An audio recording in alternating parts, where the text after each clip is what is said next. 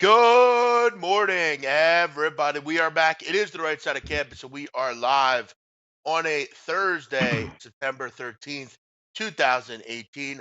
I'm your host, the big man on campus, getting you ready here for week two NFL, week three college. A lot to talk about. We got a hurricane coming, two parts of the East Coast. We'll have to update that as well.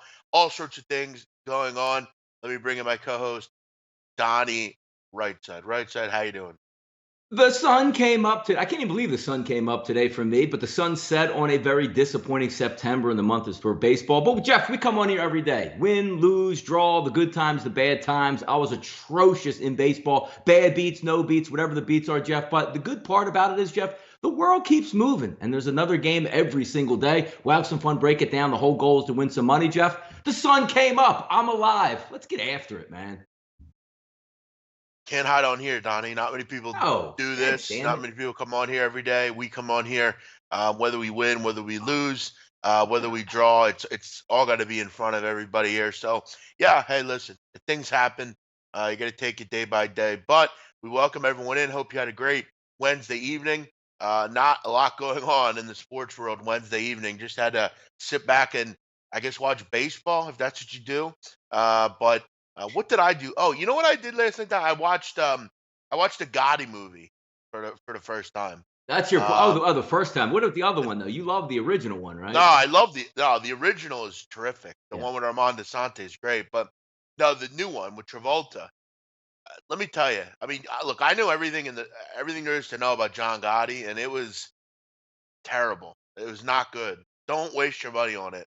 I hate to say that, but it really wasn't good. Like Donnie, you can't have a movie about John Gotti and his underboss comes in and speaks like a different accent than him. Like, come on, can't have that. By the way, you brought the John Gotti movie, Jeff, talking about White Boy Rick coming. Does it open up tonight, or excuse me, tomorrow night? Is it this weekend? Tomorrow, tomorrow, Now, tomorrow. look, here's the problem I have, right?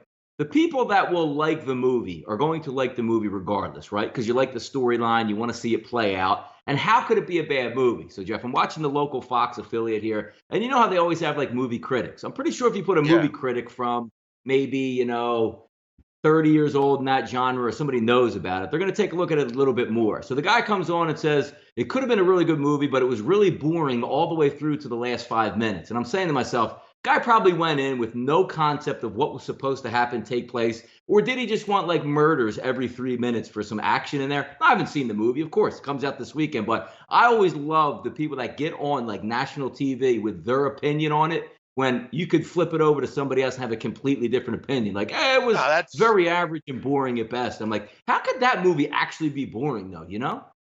no.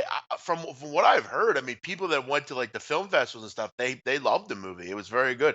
I don't know how it could be boring. I mean, the storyline's interesting. The story in general is interesting. It's a true story. I mean, yeah.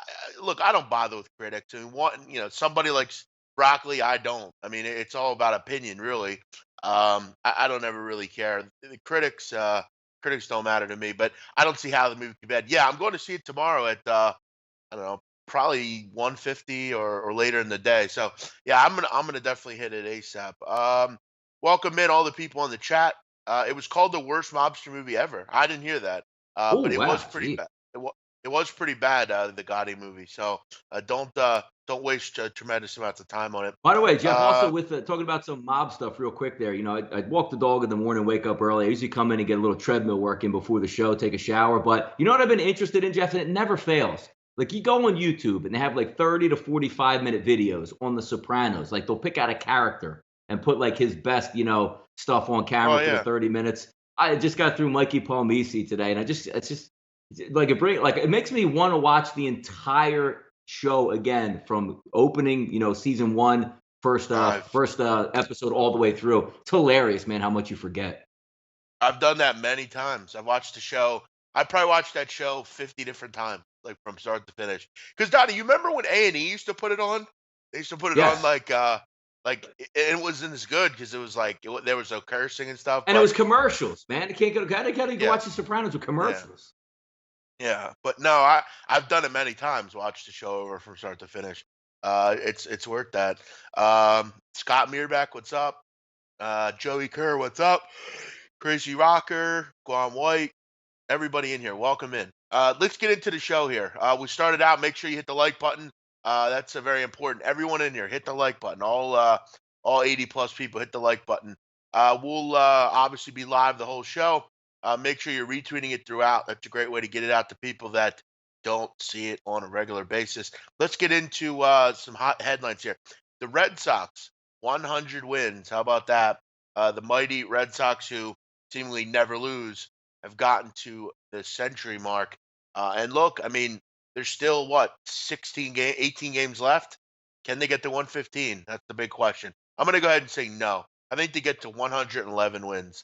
Donnie, a big milestone for Beantown. Yeah, that's the fastest to 100 there. They haven't had 100 wins. I don't know. What was the one I saw in 40, 50 years maybe for them? But it was the fastest to 100 wins since I believe was what, those 2001, early 2000 Seattle Mariners team, which set the record. And no, they shouldn't go for this. This is ridiculous. It's one of those things, Jeff, where you talked about how about when New England was trying for the perfect season, right? And I believe it was week 17, which they end up beating the Giants in Giant Stadium, which actually helped propel the Giants to beat them in the Super Bowl. But it's one of those things where you're trying to get after history, but is anybody going to remember history if you don't actually win the Super Bowl? So, I mean, they put it in after drive the entire season and ended up coming a little bit short in the Super Bowl, not winning a title. So nobody really gave a damn that they had a perfect regular season. Same thing with the Red Sox, Jeff. Will anybody care if they rip off 119 wins or whatever they can possibly get to and then don't win the World Series? I don't think it's that big of a deal. Just coast into the playoffs, get everybody healthy, set up your pitching rotation, and go win a World Series.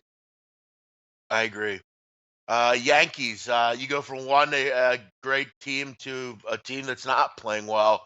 New York Yankees, they lose again last night. Look, I don't really know what to say. I mean, you give up 10 runs on Monday, you lose on Tuesday or whatever it was. You lose Tuesday, you lose Wednesday. Now your grip on the wild card is really starting to falter. I mean, look, this team has been in a free fall for a while. I mean, really since Aaron Judge left, the offense has not been consistent. The rotation is the rotation, um, and now you're possibly Donnie not going to make the playoffs. I mean, this team was almost a guarantee to make the playoffs, and now, No, they're as guaranteed because the two wild card spots get in. So, I mean, I think they're guaranteed a yeah, but playoff spot. Like, they're like 8 games up. no, I mean they're in the wild card, but they're not. I don't Yeah. think they're. I mean, they're 90 and 56. Oakland's 89 and 57. I mean, who else is here? I feel like there's another team. Seattle's like Uh, 8.5 back though from that. okay, yeah. I wanted to say I thought like Seattle was closer, but either Yeah, they way, dropped I like a mean, rock. Yeah, they dropped like a rock okay, lately. Yep. yeah. I guess you're right. So I guess either way, they're going to get in, but still, yeah. For whatever reason, I thought there was a team closer. I don't know why, but either way, they're not playing well. And I mean, let's say they do get, they are in the playoffs. Does it really matter? I mean, this team has played poorly for a long time.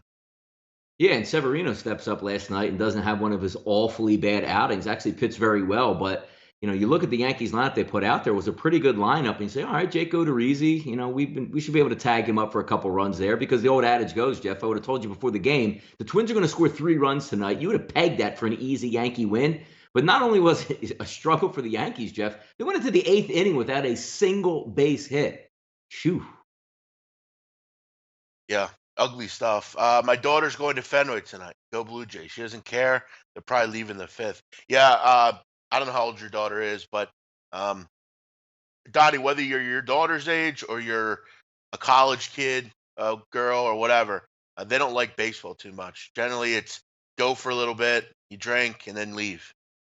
Yeah, I took my daughter to 3 games, and I've probably seen a total of 1/2 inning between all 3 games that I've taken my daughter to. It's water ice, it's ice cream, and now Yeah, at the ballpark, Jeff, when you went to the vet back in the day, there was nothing to do. You could walk the concourse, but nothing for kids to do. Now it's almost like they have built-in wiffle ball parks and playgrounds and face painters and, animated people all over the ballpark where they don't give a damn about the seat. They don't want to watch baseball. They just want to go around, spend some money, buy a Philly Fanatic doll, and have fun, and then you bounce in the 4th inning.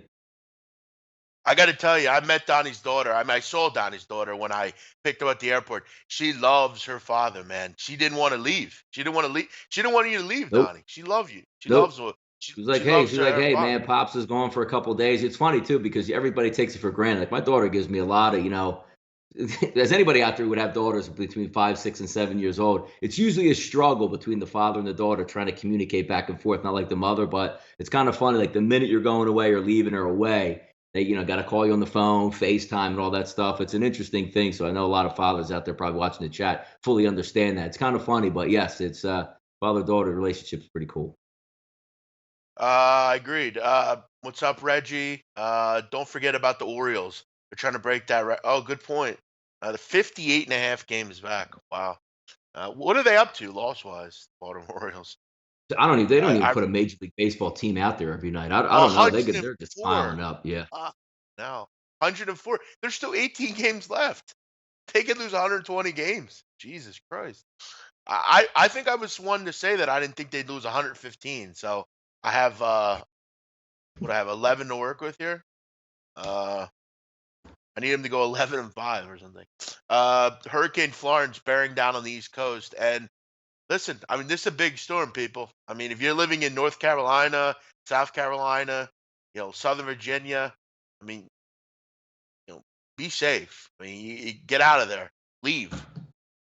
They knew more than you do. Okay, leave. Get out of here. As far as football, a lot of games are being moved, postponed, moved up. It's going to rain for a while, Donnie, in this area.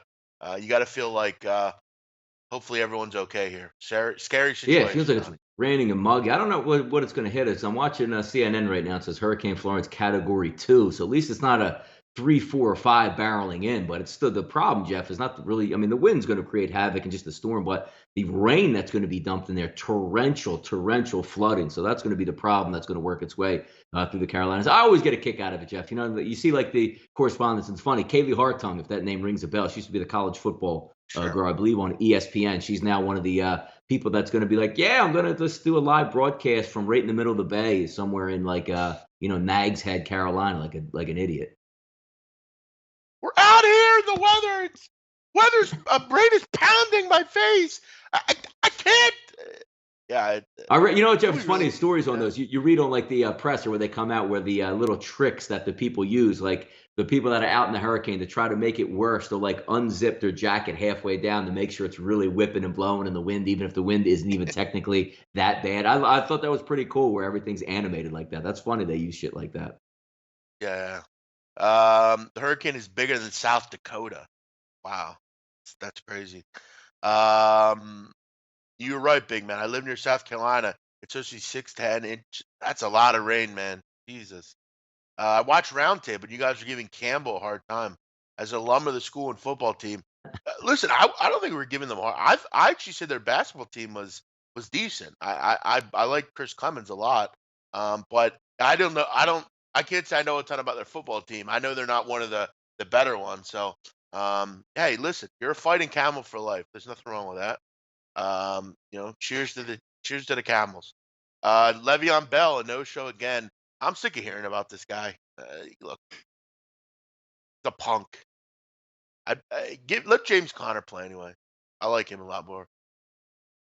Yeah, it's really an interesting story there because I mean, James, look, do you want Le'Veon Bell on your team? Of course you do. James, it's one of those things that's sort of galvanizing force where like you always, who doesn't root for Connor? This isn't just like some, like Wendell Smallwood stepping up for Le'Veon Bell. It's like, let's see how Smallwood does. Like, is there a guy that you don't want to root for more than James Conner for what he went through, the type of guy he is, and how he's embraced the city of Pittsburgh? Hell, went to Pittsburgh University or Pitt, and then he goes to play for the Steelers. So it's something that each and every week you want to see him do well. But I don't understand what Le'Veon Bell's doing at this point. I mean, you proved your point, right? I'm going to show you and not show up.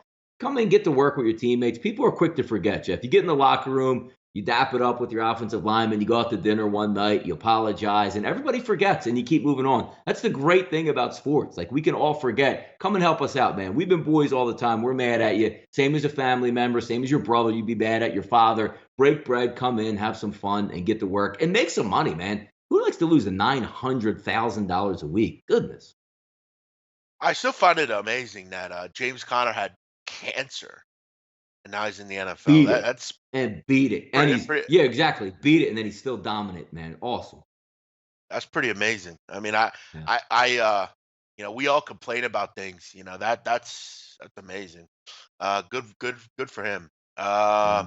And yeah, I mean, all this is happening, and James Conner's come in and done very well. So uh, that's the better story out of all this. Let's move on here. A couple comments here. You got to root for Connor, of course. Nature's amazing. How a storm can get that big with that much power and energy. I agree. I've always found weather to be very interesting. Now Jesse Ventura, Donnie, thinks weather's man-made. Jesse Ventura. He thinks weather's a man-made thing. They actually create it somewhere. He says that Yeah, there's a Minnesota. place in Minnesota's like an interesting place, man. It really he is. says there's a place in Greenland that creates the weather, and like the weather's created on like Yeah, but if you certain create, yeah, like but if you create it in Greenland, how does it like? How do you create a typhoon in Greenland? Do you just like teleport it to the Pacific? I have zero. No, he claims that weather's only created. I feel like he said only on like for the United States. Like it Oh, was like the, we, oh, we like we, yeah, like the whole Star one of Wars the program dumber. back in the '80s with Reagan, where like we had satellites up there that were going to shoot down missiles and stuff Yeah. from space. Yeah, I don't know. Yeah, maybe we did, Jeff. Maybe and it. Remember how we always go like Antarctica and they say they just want to study like the ice caps. Maybe they're building weather up there. We don't even know. No, there's actually Donnie over the Carolinas this weekend. There's actually going to be people above the Carolinas like dumping buckets down. That's actually what's going to go on. They're actually really not. There's not really a hurricane. That's what he thinks. He kind of thinks stuff like that. Also, Donnie, before we get into everything else, there's not a lot on during the week, so I've been watching stuff on YouTube like you. And dude, I'm obsessed right now with what is the government hiding from us from Area 51? You Yeah, ever no, read? Have you ever? it's funny you Have you ever brought read that up up. I on was this? watching.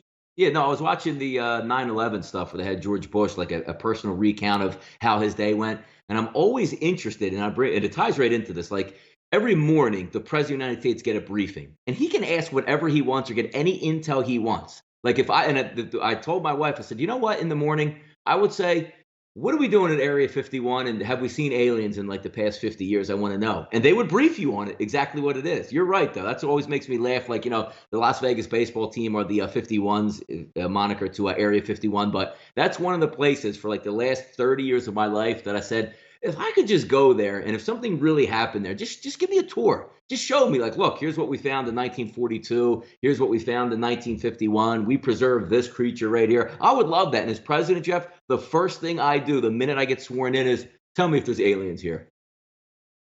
Yeah, I mean, I don't get it. I don't know why it's hidden. It's like a top secret place. If you go anywhere near it, you get murdered. Like they shoot to kill. I mean, I don't get it.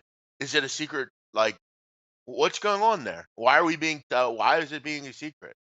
We're the American people. We deserve to know.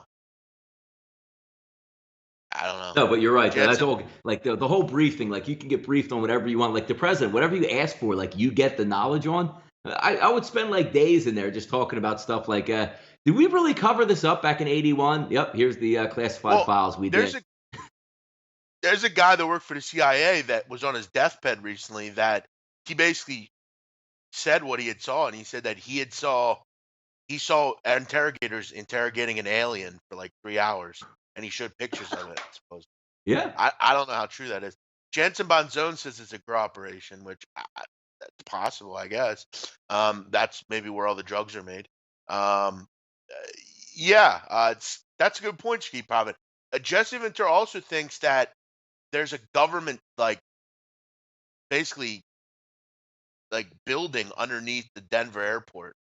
So basically, Is like it under the? when some Isn't that where NORAD's at? Isn't something built out in like the Rockies, yeah, like into the that's side of a mountain, something like that? yeah, I guess like there's some sort of like government like led thing there where like if something were to happen, that's where everyone would go. All the government people will go to this place under the Denver airport, which I don't know. There's a lot of weird conspiracies out there, but Area 51 has to be the thing. Um, No, it's a great one. We could spend the whole show on how we didn't go to the moon and all that stuff, but we'll save that for another show, Jeff. Maybe next summer when things die down, we'll break it down. one of the best comments of the day. This show is horrible. Get the capping. Hey, thanks for watching, Alihan. Yes, and he's you know what the best part about is like the Howard Stern thing, like the haters will listen longer. He's probably been watching for all 20 minutes right now. Thank you. No, he definitely has. He's always in here, but he always says the same thing. But hey, thanks for watching, bro. And we will talk about whatever we want. You don't run this show, we do. Let's let's move on. One more comment from Guan White. Have you guys heard about the police thing in New York with gambling, prostitution in Brooklyn? Yes, I did hear about that. 50 Cent actually was chatting about it. 50 Cent, a funny guy What was he on the saying? internet. Yeah, what was he saying? What was the original one? Basically, there was a gambling prostitution ring in like Brooklyn, Oh, and all these people were pinched for it, and I didn't read the whole story on it, but yeah, a lot going on there. Trying to read here a bit quickly on it. But yeah, we'll get back to that here. Let me read up a little bit on it, and we'll get back to it. Donnie, Thursday night football. What do you got hmm? on it tonight? Let's get in. Yeah, no, just if we slide that down a little bit for a little bit of Thursday night action. Let me see if I can get my headlines up here to beat the punch right there. Let's see what we got here. Ba, ba, ba, ba. All right, yeah, I mean, obviously, it's self-explanatory. Ravens pick versus the Bengals. Thursday night football getting into a break. It's a really good football game, Jeff. And the question that you have is you see it down there, which Dalton do you get? Do you get the one that throws the pick six, or it should have been a pick six on the first drive? Or do you get the one that manages the game and goes along, feeds AJ, hands the football off, makes the proper decisions? But the one difference, Jeff, I think that we can all agree on this week, yeah, nice to win on the NFL in the road in a dome. But Colts, not really physically as imposing, Jeff, as the Baltimore Ravens defense is what they're going to get a look at tonight. Now, usually on a Thursday night football game, you don't have a lot of time to get after it. You're going to say, yeah, we don't have enough time to game plan, and it's usually a sloppy game. But the good part about it is, Jeff, both these coaches been there for a long time and have played each other probably a dozen times at least so far, at least playing 2 times a year. So they know exactly how to scheme and game plan against each other to defend for the offense and the defense.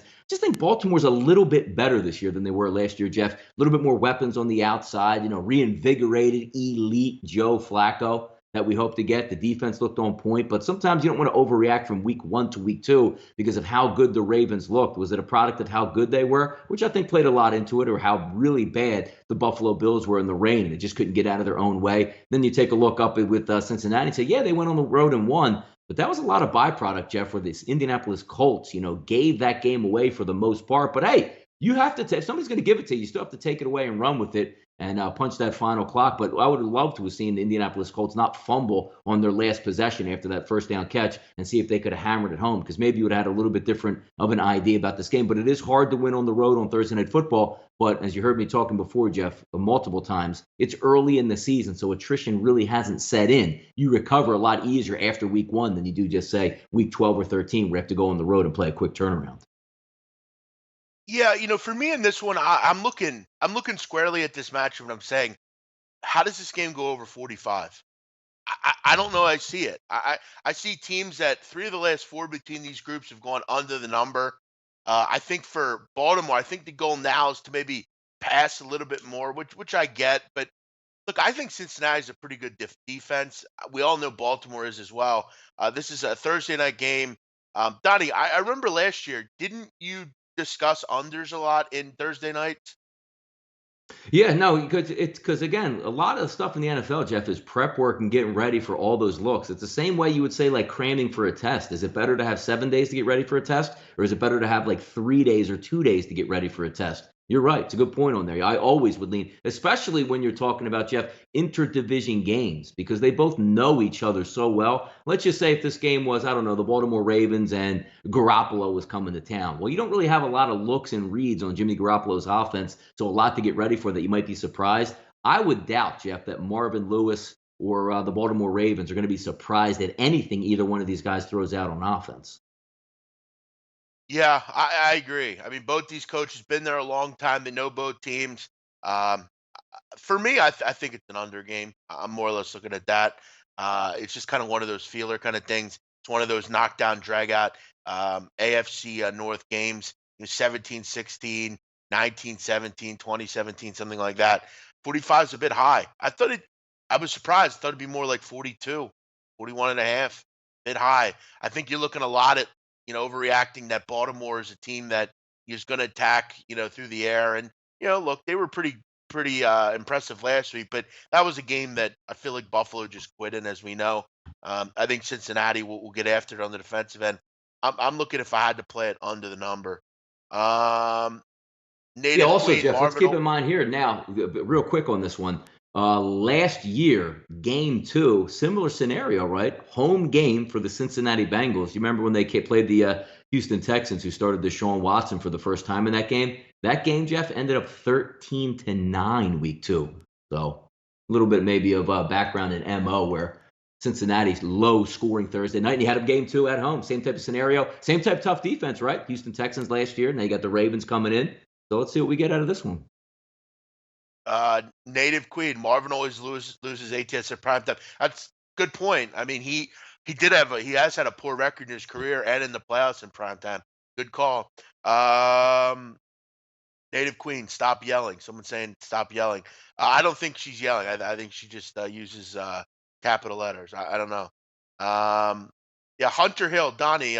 Hunter Hill is a troll. He was on my show last night, trolling around. I saw him in here again today. Bro, it's time to get a life, bro. It's early in the morning. Go out and have some breakfast with your wife, or do something. I mean, Hunter Hill, come on, bro. I mean, you're attacking listeners. Time to get a life, pal. Uh, Donnie, so yeah, I'm looking under here. And you're right. I mean, which Dalton are you going to get? You're going to get the good or you're going to get the bad? There's some weapons that Cincinnati have, but it's always going to rest on him. I think these two teams know each other. The coaches know each team. I think it's a lower scoring game. I'd look under the number here. Um, what do we got here, Donnie? All right, let's move on. Boston College, Wake Forest tonight, Donnie. What do you got on the line? You're muted. I think we added about a 4 last time that we checked. Let me just get some updated numbers here so we can take a look at. Yeah, well, the line opened up at 4. Jeff sitting at 4.5. 55.5 is the over/under. We all know the interesting one, Jeff, is this is going to start at 5:30 this evening. So you get a little dinner time football. Look at that. For the old people like me, Jeff, the early bird special could be tucked in bed by 8:30 when this football game ends. Right up my alley on this one. 55.5. So you're expecting a little bit of scoring, but I think the both thing, Jeff, you talked about on a lot of shows here is Boston College. What are you getting? Now, look, you won the state of Massachusetts, it looks like. I don't know how big of a it's not like winning the state of Florida, you know what I mean? So, I mean, they weren't tested from Holy Cross out there, not tested from UMass. Finally going to go on the road against a real opponent, and we'll see what they have. Now, Wake Forest, Jeff, you saw the stat line I put down at the bottom. Wake gave up 345 passing yards to Towson and 283 to Tulane. Tulane. Now, when you look at Towson, okay, let's just say they were up and maybe they were, trying to get back in late and had a viable offense. But 283 to Tulane, Jeff. I don't think Tulane threw for 283 yards in the air for the entire season last year. That's got to ring a little bit of alarm bells. But then again, if you're the BC offense, is that what you do? Can you sling it down the field? I know Tulane doesn't really technically try to do that, and they hung almost 300 yards on Wake. You know who the quarterback at Towson is, though, right, Donnie? I do not know. Joe Flacco's little brother. Ah, little man. They ought to be called the transfer duo, man. What are they on, like their sixth school apiece, the Flaccos? Yeah, Tom Flacco was at Western Michigan for a while, and then he went down to Towson. But yeah, he's done a nice job down in FCS. But yeah, listen, this is an interesting game. I mean, you're not going to have weather affecting this game. It's going to be way before that. This number's moved around. It was up at 6 at one point. It's really kind of settled around 4.5. The total has moved, and I feel like if you missed out on the total, you missed out. I would expect this game to be pretty high scoring. Both these teams have shown that they have some real offensive prowess. Wake towards the end of last season was dire defensively. I mean, they couldn't get any stops, and it looks like the same problem this year, Donnie. I mean, you can't get stops, particularly through the air. You mentioned giving up 345 yards to Towson State, and then you gave up 283 to Tulane. And like you said, they don't throw very often. Boston College has been particularly good, really at every level. I mean, running the ball, throwing the ball. But you look at the opponents, UMass and Holy Cross, not exactly tough there. But I don't think Wake's going to give you a ton of pushback on the defensive end. You also wonder, do you trust Wake's quarterback? He's a freshman. He hasn't played a ton. Kendall Hinton's still suspended.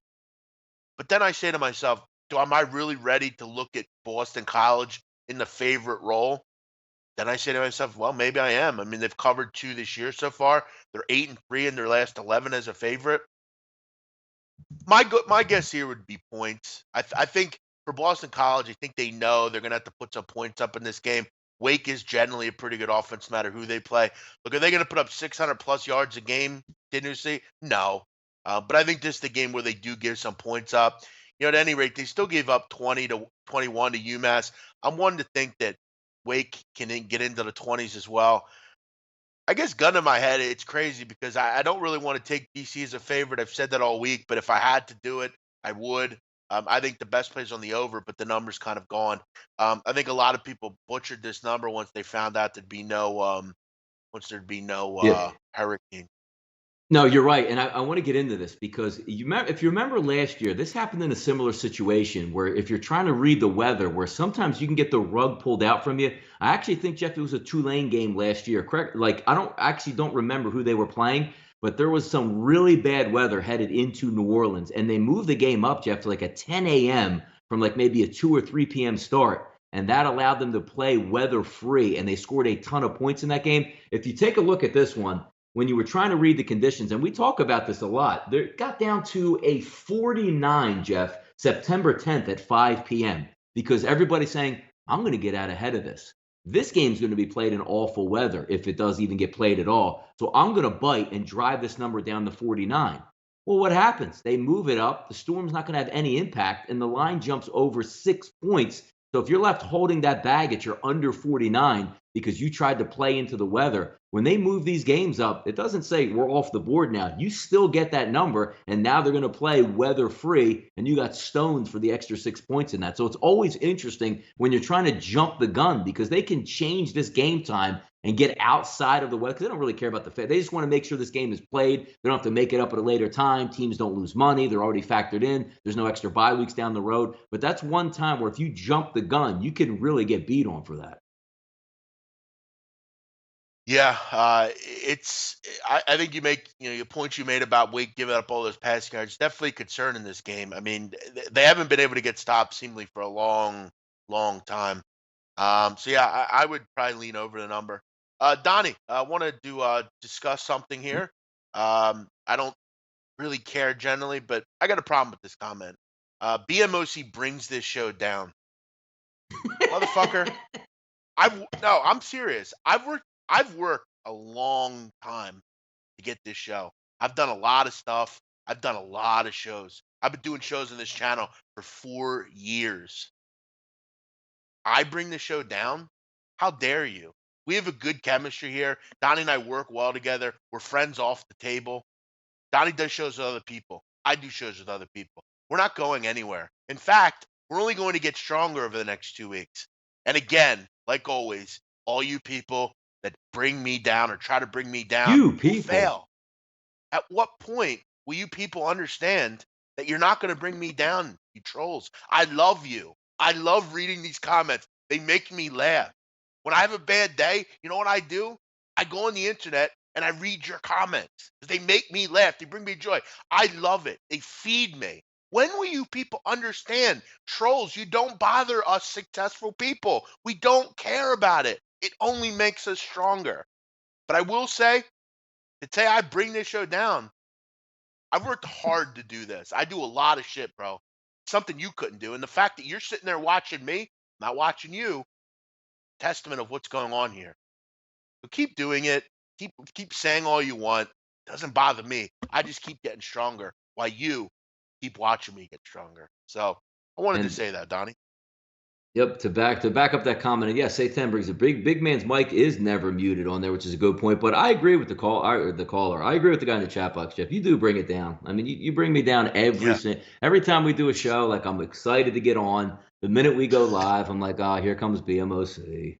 Oh, I know. It's always yeah, it's always whenever you hear my voice, it's like nails on a chalkboard. Like Yep. hearing Molly Jeff, Caron yeah, talk. Jeff. By the way, look, man, you gotta. Scuba Steve brings up a good point. You brought up the you people. The you people gets people upset. That comment. Who we talking about here? You people is people that troll. I think I think you're well aware, obviously, who I'm talking about. People like these shitbags in the chat that are talking shit. Those people. I always like that. That's one of my Um, favorite comment by far. Is one of my favorites of all time because of how you can construe it and people just make jokes or get mad about it. What do you mean, you people? It's a great one, man. It really is. I am too full of myself. You're right, because life's too fucking short. I live one life. What should I be down on myself, you punk? Get out of here. Life's too I like short, that Donnie. flow You gotta sports day. Yeah. you gotta feel good about yourself. There's no negativity here. They hate us because they ain't us. Good point, Joe. Um, thanks, Jansen. Appreciate that, man. I appreciate your kind words. Shut up, Teddy B. You're another one. I mean, you just keep nipping at me, and then you whine to me off the air that you don't want me to talk about you. I don't talk about Uh, you, but when you bring it to me, then you're gonna get talked about. Trolls are good for business. Maybe. All right, Donnie, let's move on. NFL Week 2. What yeah. are you thinking about this weekend? Lot of interesting games this weekend. Where are you looking?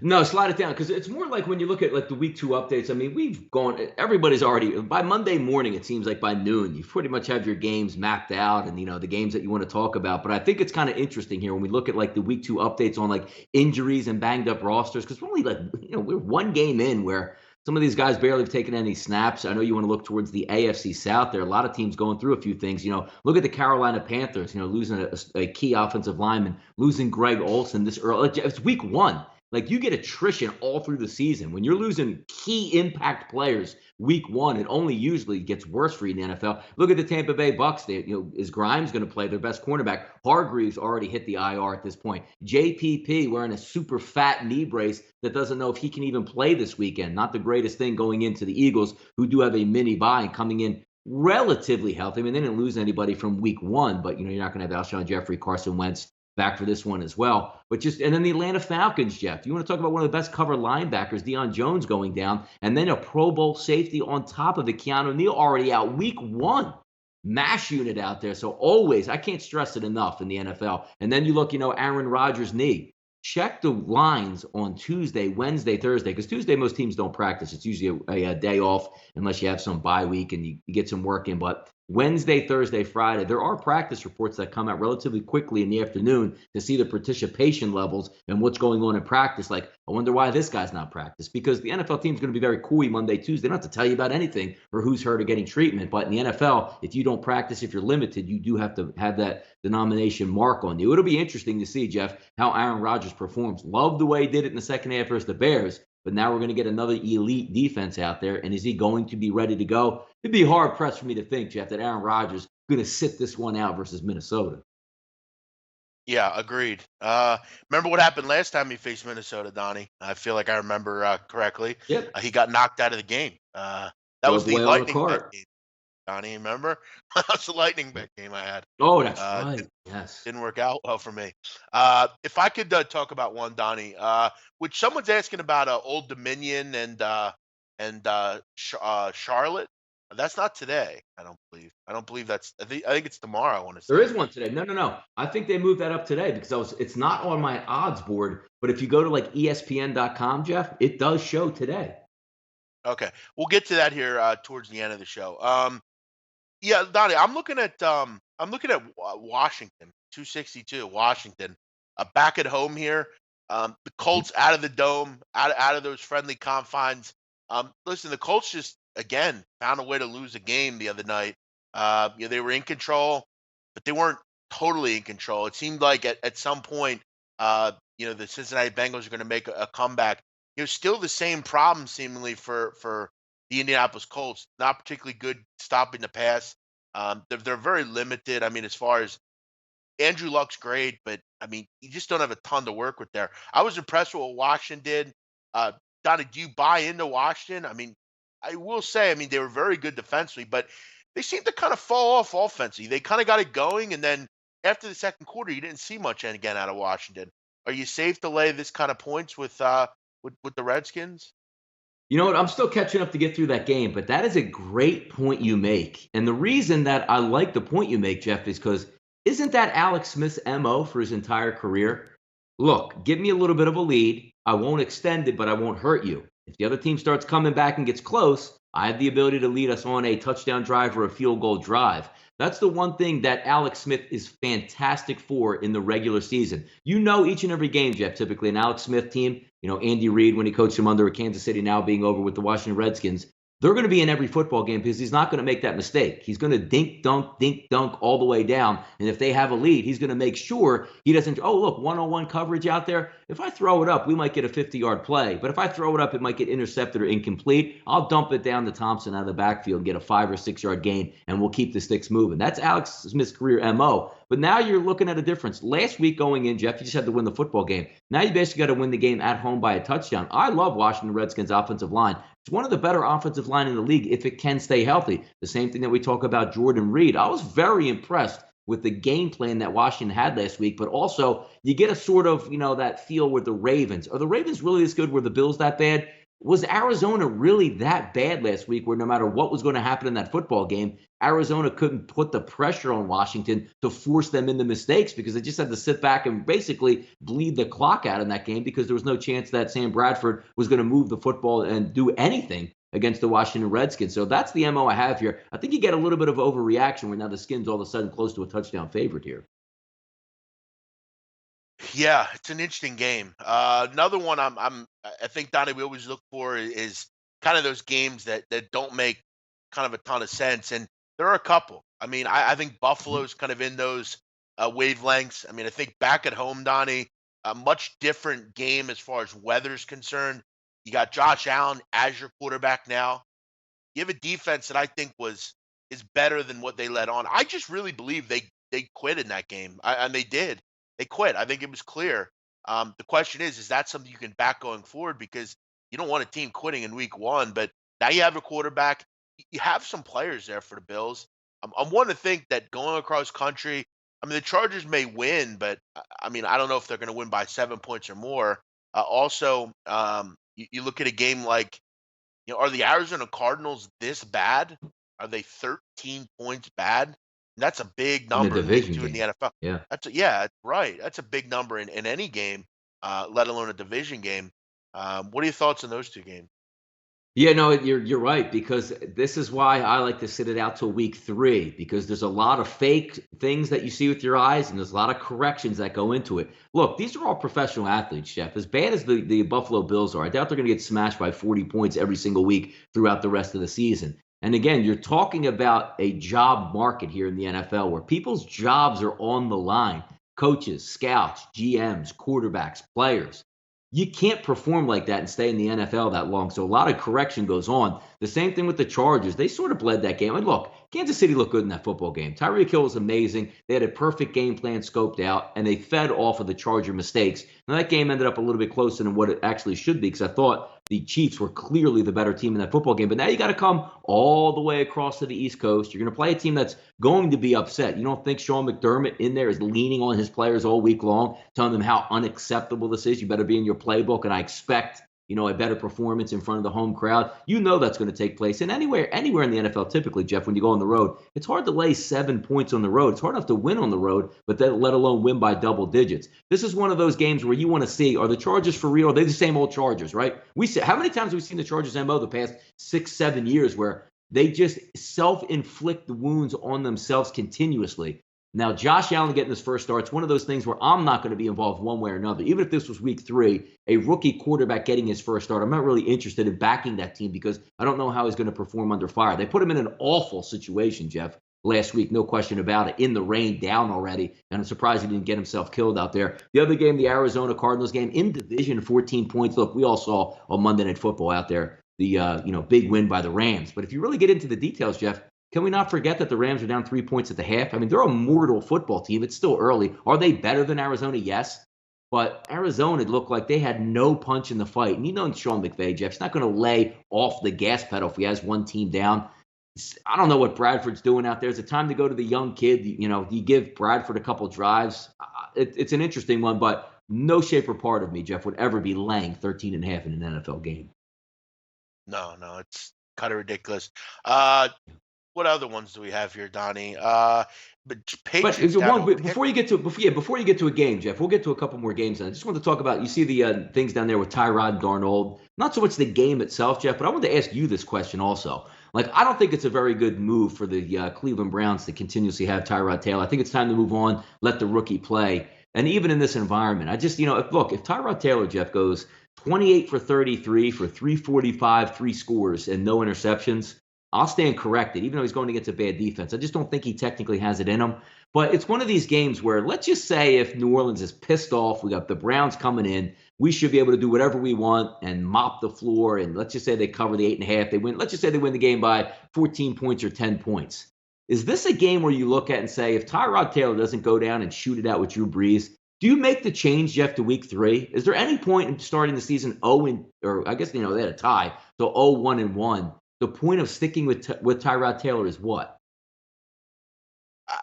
I'm not sure. I don't really understand that at any rate, any point in sticking with the guy like this when you have a quarterback that you drafted. I mean, he's obviously a guy that could perform. You saw it in the preseason. He moved the ball a little bit. Yeah, I don't know. I mean, Tyrod Taylor is always going to give you a decent effort. I think for Hugh Jackson, he's such a loser that it's really his thing now where I just want to get a couple wins under our belt. When they win, it'll be like they won the Super Bowl, Donnie. I mean, you look at how difficult it is for this team to win a game. And that's why for me, like I remember Donnie, I did a call-in show at Blackjack Fletcher a few months ago, and I remember a kid called in and said he thought they were going to win 9 games. And I thought it was one of the dumber things I've ever heard. It's just like this team has trouble winning a game. I mean, look at how difficult, Donnie, they are to have to win a game. I mean, last week they had the game on a platter. They just needed to kick a At field goal, home. found a way to screw it up. Yeah, it's I think at this point the goal is just to win a few games, and I guess right now they think Tyrod gives them Yeah, the but best and chance that's to do always the that. problem that I bring up.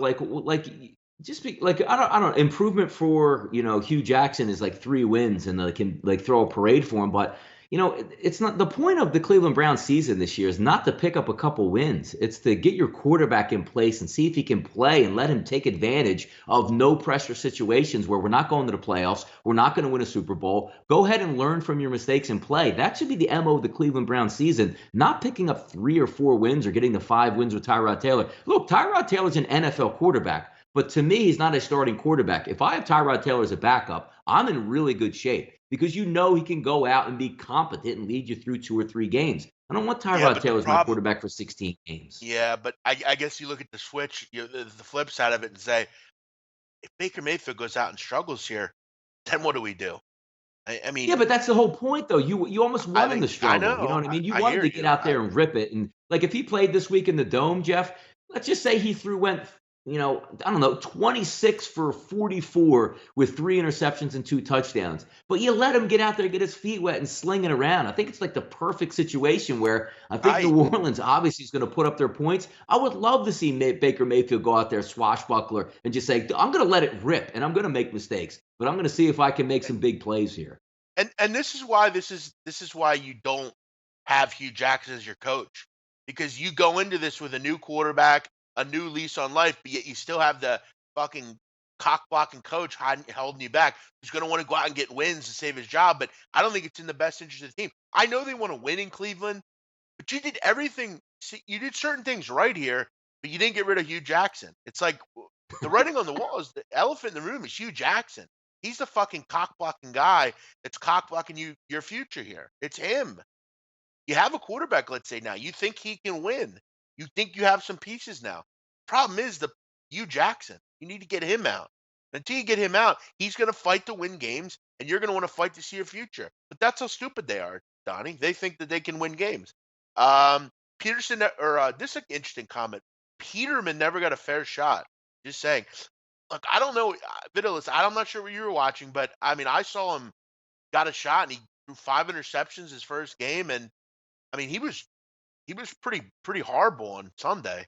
Yeah, You know, like I mean, I know he's playing with the Bills, and how much of a chance do you actually get if you're, when you're playing with this Bills offense? But I've seen enough of Peterman in college. Like he must be just sensational in 7-on-7s in practice. I mean, there's something mhm. somebody must be missing because every time I hear like, oh my God, Nate Peterman's playing really well. Like I want to say, are you watching like the same quarterback, or does he like warm up in practice and throw tight spirals, 6 yards? Like I don't understand the Nate Peterman. I thought he was trash in college, and I don't know. Maybe he's just a journeyman Yeah. type of quarterback. But look, maybe it would have changed if he was drafted to the Eagles or the Patriots. But I'm sorry, I don't see it in Peterman. I didn't see it in college with him.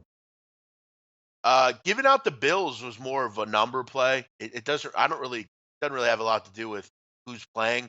I don't think the number makes any sense. That's just my thing, and I'm really just going against what I think the public's going to do.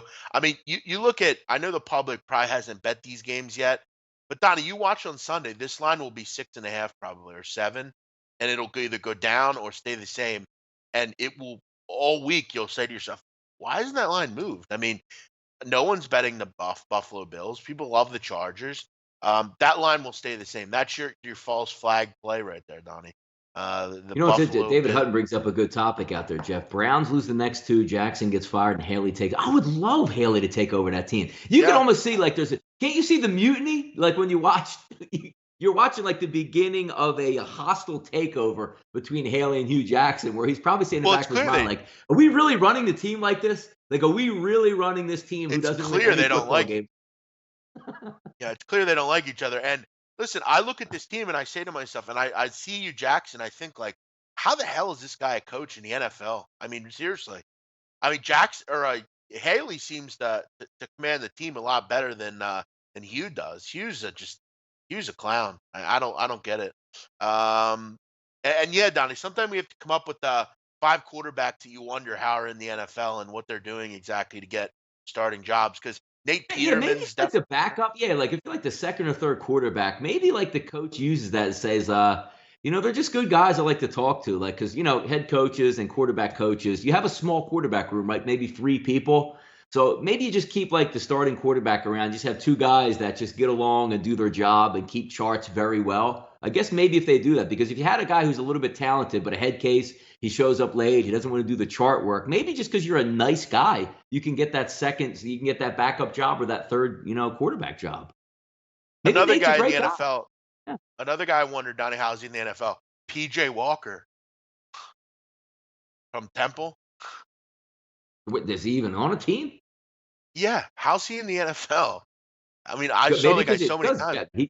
Jeff, the guy, genius move. The guy changed his name and made a new beginning for himself out there, like so many people on Twitter do. Right? You know what I mean? You mess Donnie, up on Twitter, you just come back as a new profile.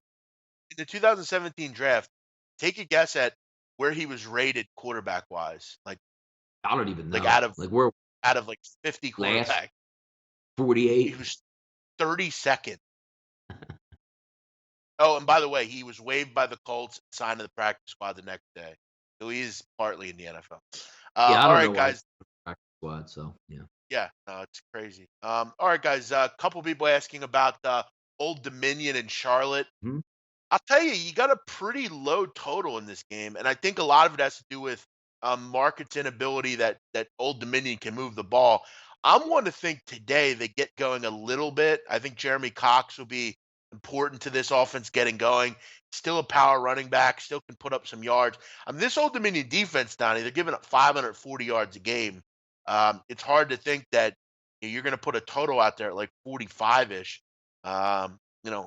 It's not a lot of points in college, as we know. These two teams I don't really ever concentrate a ton on. Charlotte's a team that are generally very poor. They have a quarterback named Hassan Klug that is more of a dual threat quarterback, but he's just not a very good dual threat quarterback. He's a poor man's PJ Walker, really. That's what he is. Old Dominion, who knows what you're going to get from them.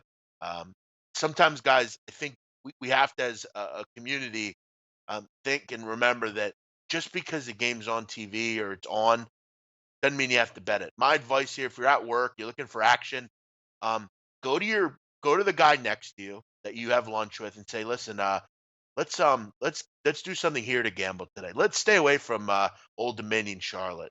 Go play Yeah, go out to pit. Panera. Go to Panera. Yeah, take a look. Go over to Panera. You could sit with the millennials in there. They don't give a damn about sports. You could talk politics and all that Yeah. stuff. Do that for a day, and they're like, "Oh my God, the game's on." Nope, it's already over. There, you saved yourself some money. By the way, I've said this before. Panera Bread is the spot for token white people. If you're a token white person, Panera is the place. I'm serious. Go in there. So I haven't been to I Panera go. in many I've been. years, but Look, my wife eats it. But my wife eats at Panera. They have some decent salads that I like to eat in there. So I'm not gonna Donnie, lie. I've been there before. Donnie, do yourself a favor next time you're in there, and just basically when your wife's not talking to you, just take your head and look around. Seriously, every white person that's like your token minivan. You have two kids and a white fence out front and a garden, and you guys go to PTA meetings and football on Tuesdays. Those people are the only people that go to Panera. Seriously, like it's quite amazing. I've never seen anything like I it. don't know. Yeah, my area though, it's more of the 25, 26, 27 year Okay, old millennial, that's okay, always on their phone and yeah, stuff like that. more You know what I mean? most of which are white. They have like the big iPhones and yeah, it's interesting. I've never I just looked at one time when I was there and I'm like, damn, I really don't seem to fit in here. I know I'm white, but I'm kind of swaggy white. I don't really fit in here. So yes, interesting place, Panera. But yeah, they actually do a pretty good food. So that's a good They point do. by you. No, they do. Yeah.